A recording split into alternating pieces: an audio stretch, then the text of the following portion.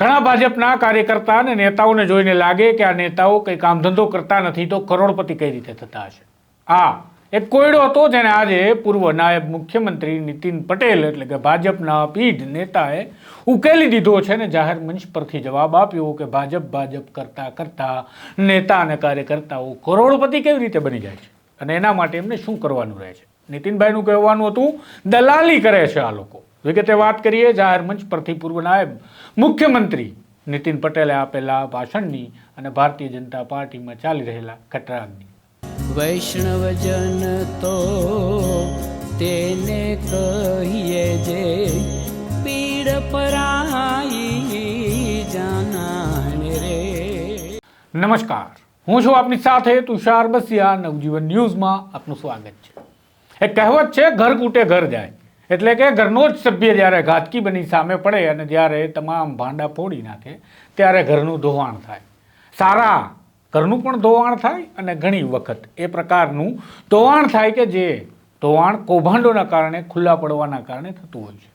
રાજકારણમાં મોટા ભાગે આ પ્રકારની ગુપ્ત વાતો સામે આવી જાય અને તેના કારણે રાજકીય પક્ષોનું ધોવાણ થતું હોય છે અને આવું જ કંઈક ધોવાણ ભારતીય જનતા પાર્ટીમાં નીતિન પટેલના નિવેદનના કારણે થઈ શકે તેવું તેમનું નિવેદન છે, જેમાં તેઓએ એક જાહેર મંચ પરથી વાત કરી અને કહ્યું કે ભાજપના કાર્યકર્તાઓ અને કેટલાક નેતાઓ અધિકારીઓ પાસે જઈ ભાજપના હોદ્દેદાર છું, ભાજપના નેતા છું તેમ કહી ફટાફટ કામગીરી કરાવે છે અને તેઓ દલાલ છે, દલાલી કરી અને કરોડપતિ થઈ રહ્યા છે।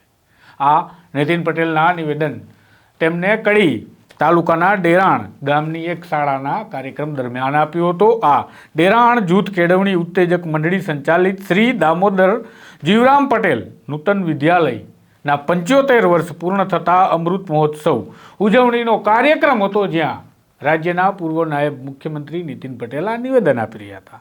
આ સમારંભનું મુખ્ય કામ તો એ હતું કે આ અધ્યક્ષ સ્થાને સમારંભમાં 92 વર્ષની ઉંમરે સતત સક્રિય રહી અને કેળવણી મંડળને માર્ગદર્શન આપતા અને મોટી રકમનું દાન આપનાર દાતા ઈશ્વરભાઈ દામોદરભાઈ પટેલ અને ચેરમેન અશ્વિનભાઈ રામદાસભાઈ પટેલ તેમનું સન્માન કરવા માટેનો કાર્યક્રમ હતો, જ્યાં આમંત્રિત હતા નીતિન કાકા એટલે કે આપણા પૂર્વ નાયબ મુખ્યમંત્રી નીતિનભાઈ પટેલ।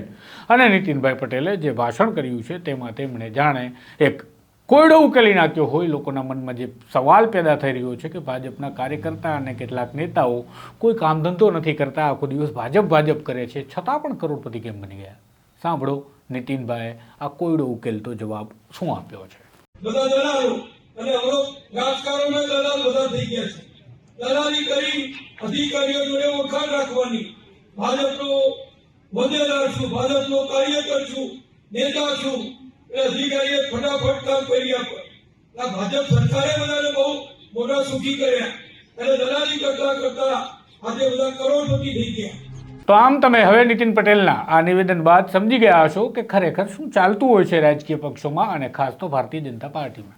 કઈ પ્રકારે અધિકારીઓ પણ ભાજપનું નામ પડે ને ડરતા હશે એ પણ નીતિન પટેલના નિવેદન પરથી સમજી શકાય છે, કારણ કે નીતિનભાઈએ અધિકારીઓની પણ વાત કરી।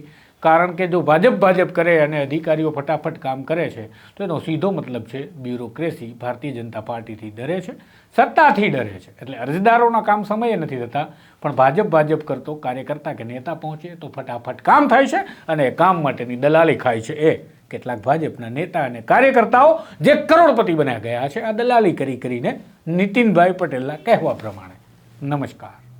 વૈષ્ણવજન તો તેને કહીએ જે પીડ પરાઈ